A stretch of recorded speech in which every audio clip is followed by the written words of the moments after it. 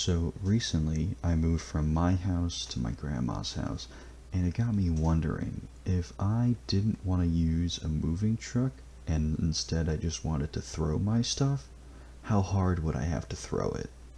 Now obviously this is a physics project, so we'll use some physics and math, but first thing we need to figure out is how far apart the houses are. And while we're at it, this will be a good time to bring up what we need for this project. First thing we'll need to know, as I said, is the distance between the houses. Second thing we'll need to know is the height between the houses. This will come in later. Third thing we'll need to know is the angle. Fourth thing is speed. Fifth thing is time. And last is the max height. Now, time and max height don't actually matter. It's just, always good to know everything. So to find the distance between the houses, I took the measuring tool from Google Maps and just measured the distance between them. It worked great. And through some exact stuff, I found it to be around 158 meters.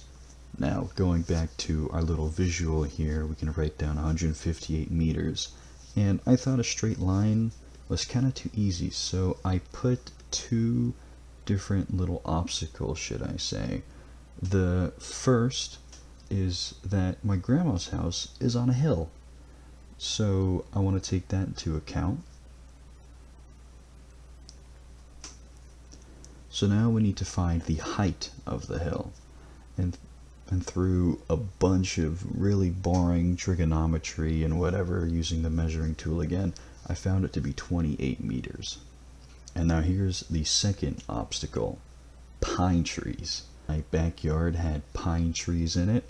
I want to put that in the project because we have to throw my stuff over these pine trees. Now, using the measuring tool again, they were about 13 meters away from my old house. And for the height of the pine trees, we're just going to go with Google says around 30 meters. So now we have the setup to find the angle and the speed. So using O-Physics and a lot of trial and error, I found the sweet spot for 56 meters per second for speed and the launch angle of 75 degrees. And since I didn't want to draw on my computer screen, I just taped a piece of paper to it and drew on that instead.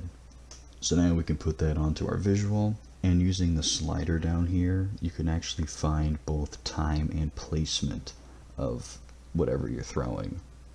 So using that, I found the max height to be 149 meters and the time to be 10.62 seconds.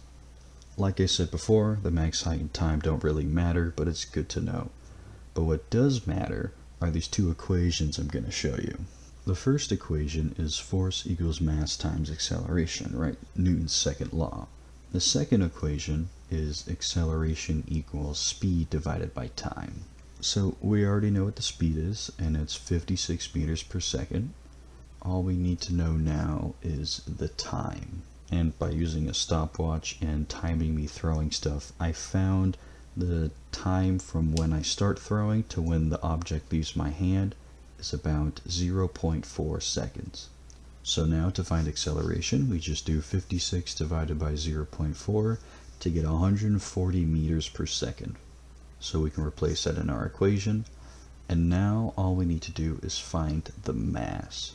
And once we have that, we can figure out the force for how hard I would need to throw my stuff. But how do you find the mass? Well, it just depends on what object you're throwing.